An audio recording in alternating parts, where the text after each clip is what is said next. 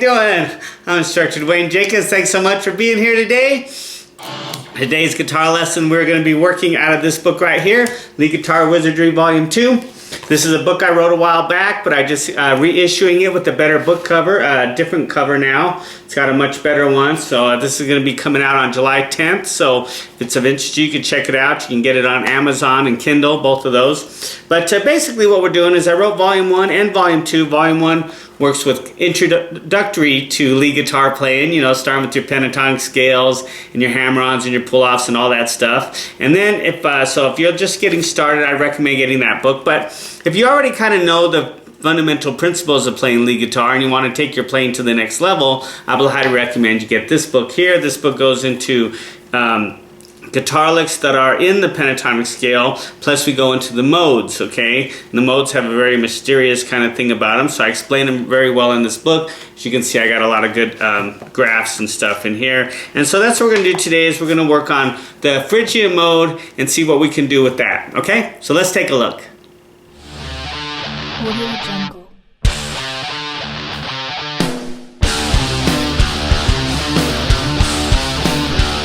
Alright, so let's say we're working in the key of G major, okay?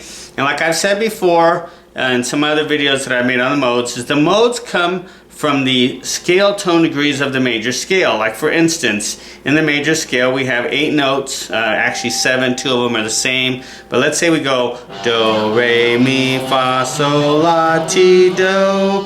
Give each one of those a number value, 1, 2, 3, 4, 5, 6, 7, 8. So 1 and 8 are the same. 8 going into the second octave, so basically you got 7 notes. G, A, B, C, D, E, and F sharp, okay? In each one of those notes you have a scale. You have your Ionian, your Dorian, your Phrygian, Lydian, Mixolydian, Aeolian, Locrian, and then back to your Ionian again, okay? And what's great about those 7 scale patterns is they span the whole fretboard. So if you kind of know them like your pentatonic scales, you can play all over the fretboard. Now one of the main differences between the modes and the pentatonics is the pentatonics usually use 2 notes per string, like this.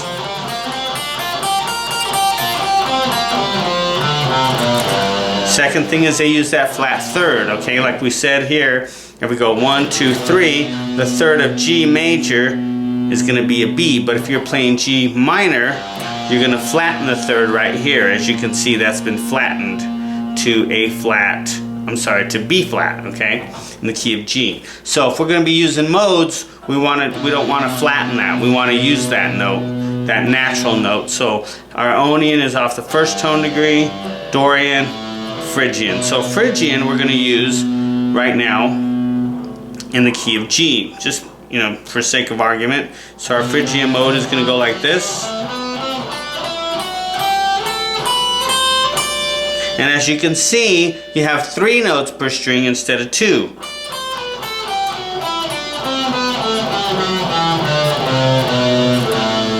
And you can also tell that it's in the key of G because it resides on that G. Even though we're starting here in B, we can reside back to G, okay? So we could start here on the D note,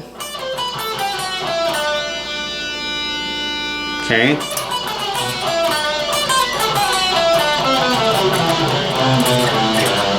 so as you can tell, it's going to be,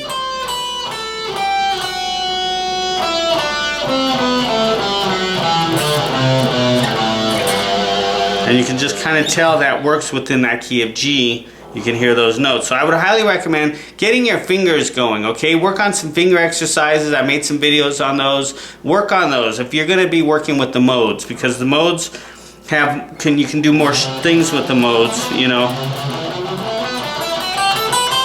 3 notes per string, you know.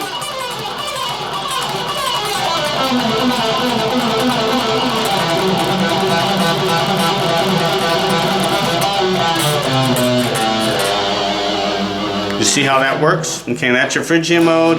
Your Dorian mode would be here. Your Ionian mode would be here. Okay, and there's a scale per each single one of these tone degrees. So, and each one of them sounds a little different. So depending on what you want to make, you know, what kind of sound you're looking for would depend on which scale you would use, okay?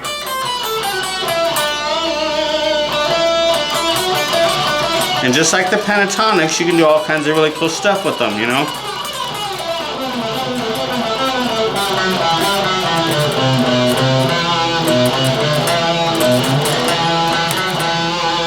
Okay.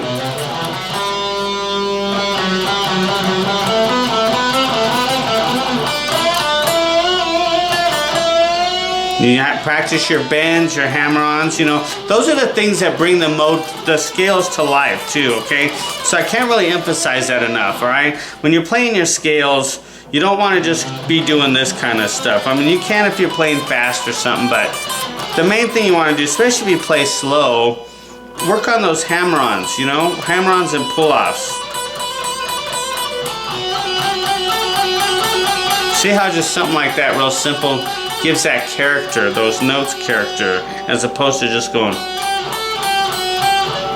which is okay too, but if you can work on those hammer-ons and pull-offs, you know.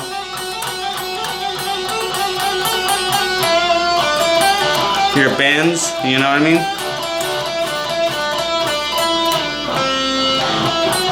mean? Really know your notes, know those scales really well.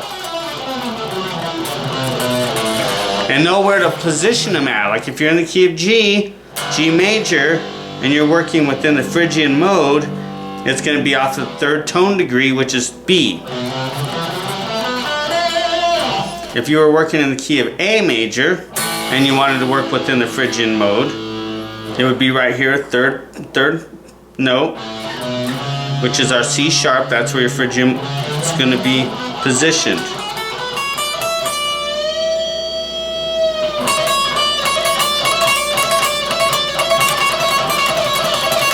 And I would highly really work on those finger exercises because, you know, if you're working with modes,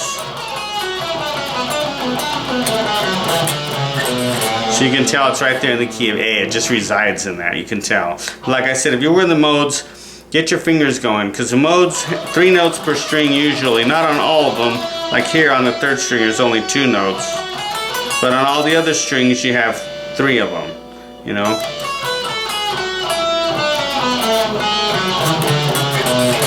And once again, they're designed because of the major scale, okay? Like for once again, if we're working in G, all right, we go. So you then go from G to G, from this G all the way to this one. Then if we start on this G, now we got a G here. See, as you can tell, that's what lines up the modes. That's, you know, oops. Okay, so that's what lines up the modes is those major scales. You can hear it in there. Do, re, mi, fa, sol, la, ti, do. Do, re, mi, fa, sol, la, ti. So it kind of even lets you know what the intervals of the other scales is going to be too. You know? Because they all have that major scale in them. Each one of them has that. So if you kind of can figure that out, then you can figure out what they are. But the book tells you exactly what they are. Then you learn the licks that come out of them. That's how they work. Okay? Alright, so there we have a quick little lesson on the Phrygian mode in the key of G. We also did in the key of A, and it's always the same. It's very much like your pentatonic scale patterns.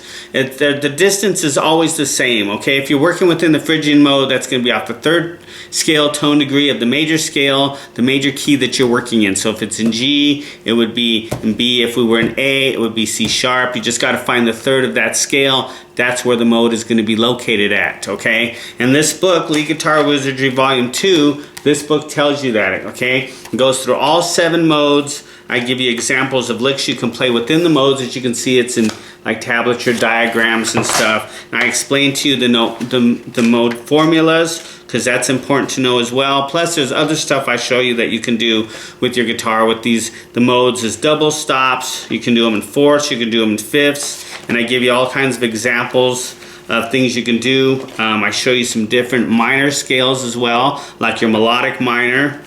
Okay, and I give you the stuff in there. As you can see, you can tell what notes need to be flattened, the difference between your major and your melodic minor. So you want to be able to know that stuff. You're going to go into your harmonic minor. You need to know like what notes you need to flatten to make those scales, okay? And those scales are going to give you some different characteristics of sound that you can produce when you're writing your songs, or maybe you're learning songs or something like that. So like I said, you got double stops in here that you can do, and I give you examples of that. and tablature. Melodic sequencing, okay, do you know anything about that? See, I give you some examples of that as well. That's some really good stuff to add to your lead guitar solos.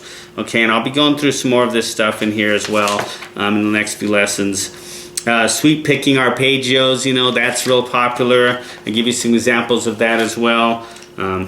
So this book has all kinds of great stuff in it. It's real simple and easy to understand.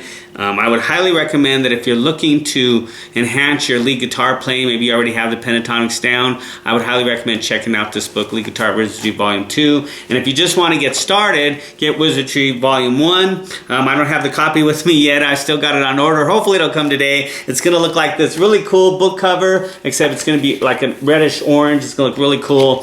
These are kind of some new covers that I just put on my books. And these are going to be coming out. You can pre-order them on Amazon right now and Kindle. I'll have them available eventually in my eBay store. I don't have them yet. I got to get some copies.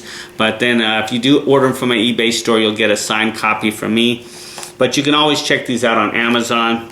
I would highly recommend checking this out if you're looking to enhance your lead guitar solos, okay? So thank you so much. Check out my website, okay? At DwaynesGuitarLessons.com. I got a lot of free lessons on there on my blog and videos. Just go to my blogs and video page, and I got it all organized now. I rebuilt my website, and it looks really good now. And so wherever you're at, whether you're a beginner, you're intermediate, advanced, I've got something there for you. You just have to go there, click it on, and you'll see the videos that come up. And I'm sure you'll find some there to help you out, okay? And like I said before, if you need any help with anything, let me know in the comments below. I'll be happy to shoot you a video, okay? And be sure to sign up for my newsletter, Dwayne's Guitar Club, so you'll get some stuff coming into your email, some free lessons coming at you once a week that's going to help you out with your guitar playing, keep you motivated, keep you moving in the right direction, okay? And if you need some private lessons, I'm located out here in Denver, Colorado. I teach throughout Denver, Westminster, Broomfield, Lakewood, those kind of areas. And if you're in that area, feel free to contact me. We'll get you set up with having fun with some guitar lessons, all right? So thanks so much once again. Keep practicing, keep studying, because that's what's going to make you better. And I'll see you at our next lesson.